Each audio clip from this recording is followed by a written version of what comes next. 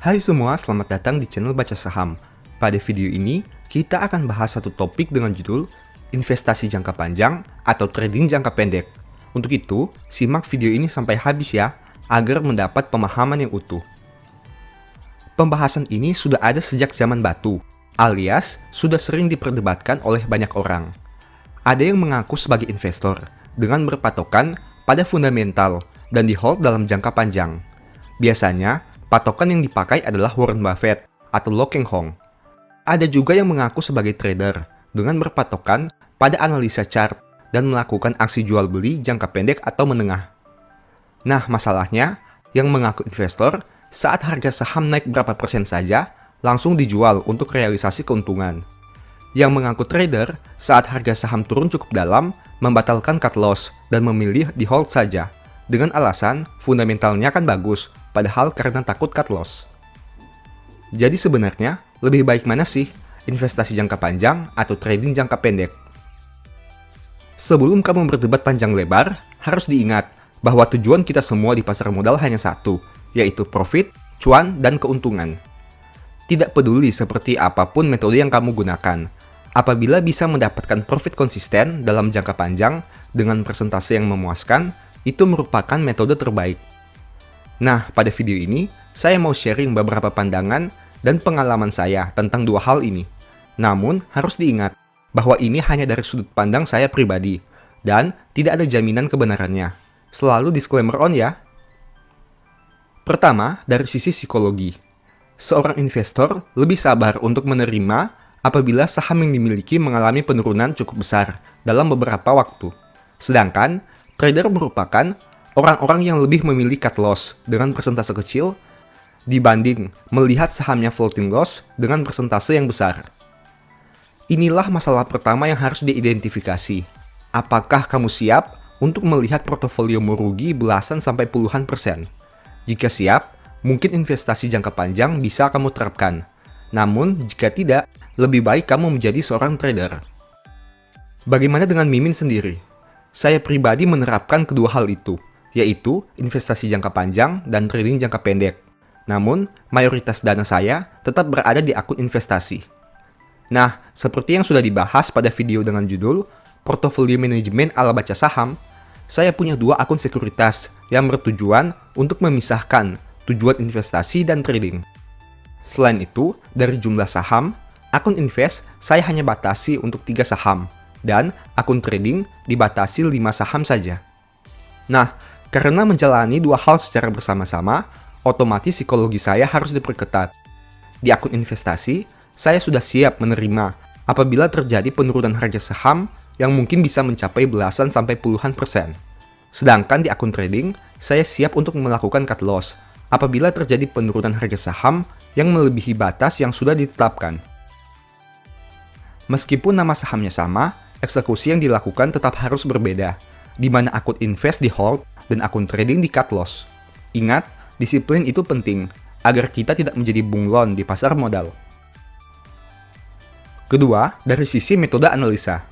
Seorang investor wajib tahu cara membaca dan analisa laporan keuangan. Jadi, meskipun bukan berasal dari background ekonomi, investor harus belajar bagaimana membaca laba rugi, neraca keuangan, dan berbagai laporan lainnya.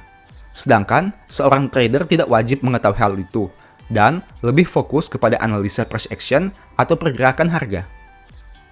Nah, jika kamu mau dan mampu untuk menganalisa laporan keuangan, investasi jangka panjang bisa menjadi pilihan. Namun, jika kamu benar-benar buta dengan yang namanya laporan keuangan dan tidak mau belajar, maka masih lebih baik menjadi trader. Bagaimana dengan Mimin sendiri? Karena berasal dari background ekonomi finance, saya sudah punya cukup bekal dengan yang namanya laporan keuangan. Meski sampai sekarang pun saya masih terus belajar. Setiap terbit laporan keuangan terbaru, saya rutin memantau dan menganalisanya, bahkan sampai membedah catatan kakinya. Tujuannya sederhana, untuk memastikan bahwa saham yang saya pegang masih punya fundamental yang baik dan bisa dipercaya untuk jangka panjang. Nah, bagi kamu yang pernah membeli e-book Analyze Report Baca Saham, tentu sudah tahu cara saya menganalisa fundamental perusahaan, menentukan harga wajar, serta proyeksi 5 tahun ke depan. Sedangkan untuk trading, seperti yang sudah dibahas, saya menggunakan prinsip fund rate, Artinya, saya hanya akan trading saham yang berfundamental baik, dengan menggunakan trading plan yang saya kembangkan sendiri. Jika ada kesempatan, mungkin nanti saya bisa sharing sedikit tentang kinerja akun trading saya. Ketiga, dari sisi kinerja. Kinerja portofolio investor dalam jangka pendek biasanya terlihat lebih lambat dibanding trader. Misalnya, apabila kamu beli satu saham untuk investasi, mungkin saja saham tersebut naik sebanyak 5%, kemudian turun 10%, naik lagi 10%, lalu turun 3%. Nah, karena investor berfokus pada jangka panjang, naik turun jangka pendek itu cenderung akan diabaikan. Hal itu membuat persentase di portofolio seakan-akan tidak kemana-mana. Karena setelah dilihat naik berapa persen, besoknya turun, kemudian naik, lalu turun lagi. Berbeda dengan itu, seorang trader biasanya akan lebih senang pamer portofolionya. Kenapa? Karena mereka fokus kepada jangka pendek.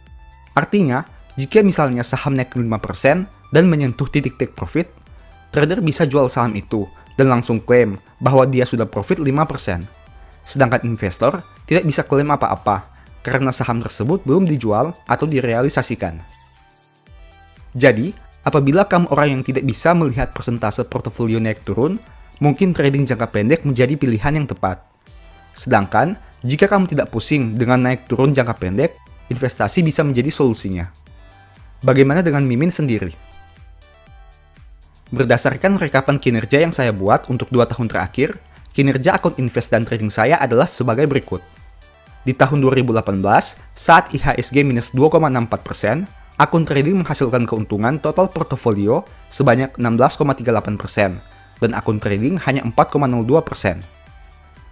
Di tahun 2019, saat IHSG positif 1,86%, akun invest menghasilkan keuntungan total portofolio sebanyak 10,22%, dan akun trading 11,28%.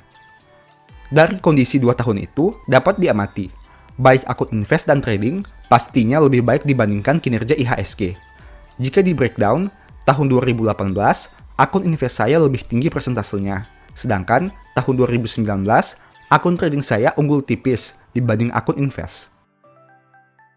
Oh iya, harus diingat bahwa perhitungan di atas menyesuaikan dengan top-up dana tahunan yang biasa dilakukan, compounding tahun sebelumnya, dan tentu saja di luar dividen.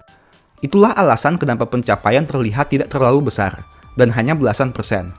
Namun, jika mengesampingkan ketiga hal tadi, sebenarnya pencapaian tahunan portofolio bahkan bisa 2 kali lipat dibandingkan persentase itu. Keempat, dari sisi risiko. Dalam jangka pendek, investor cenderung lebih aman dari sisi risiko dibanding trading jangka pendek. Alasannya sederhana, karena investor, meskipun floating loss, selama fundamental perusahaan baik dan masih di bawah titik wajar, tidak akan dijual. Sedangkan trader cenderung akan menjual jika menyentuh titik cut loss dengan tidak melihat fundamental perusahaan, apakah masih baik atau tidak untuk di-hold. Nah, tapi bukan berarti investasi jangka panjang bebas risiko ya. Jika kamu sudah nonton video dengan judul investasi jangka panjang tidak pasti profit, tentu kamu sudah tahu bahwa tidak selamanya jangka panjang itu selalu menghasilkan keuntungan. Ada juga beberapa saham yang bahkan sudah di-hold di atas 5 tahun, namun masih mengalami kerugian meskipun blue chip. Dari fakta itu, sebenarnya kamu harus memilih risiko yang siap dihadapi. Apakah kamu lebih siap menghadapi risiko masa kini atau masa depan? Jika masa kini, berarti lebih cocok untuk trading jangka pendek dengan menetapkan batasan stop loss. Namun, jika masa depan, kamu lebih cocok berinvestasi dan melihat kinerja saham tersebut dalam waktu beberapa tahun kemudian.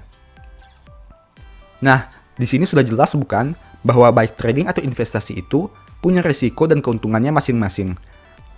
Bedanya hanya di jangka waktu saja, apakah masa kini atau masa depan. Setelah melihat penjelasan tadi, ada satu poin penting yang ingin saya sampaikan. Saya pribadi tidak terlalu pusing dengan perdebatan metode mana yang lebih baik, apakah trading jangka pendek atau investasi jangka panjang. Keduanya punya fungsi, tujuan, risiko, dan tingkat keuntungannya masing-masing, sehingga bisa saling melengkapi. Investor sukses sudah tentu sering kita lihat, seperti Warren Buffett dan Lo Keng Hong. Tapi, ada juga kan investor yang gagal dan tidak terekspos media. Begitu juga trader. Saya yakin pasti ada trader sukses di pasar modal. Namun, Karena lebih sering terdengar kisah yang gagal, maka berita trader sukses pun hilang. Tentu semua hal punya kisah sukses dan gagalnya masing-masing, bukan? Nah, masalahnya, dengan metode yang kamu gunakan sekarang, kamu berada di posisi yang mana? Sukses atau gagal? Buktikan dengan kinerja portofoliomu ya. Demikianlah informasi pada video ini. Semoga bisa bermanfaat bagi kamu semua. Anyway, thanks for watching. Jangan lupa subscribe, aktifkan lonceng notifikasi, dan share video ini. Sampai jumpa di video berikutnya ya. Bye-bye.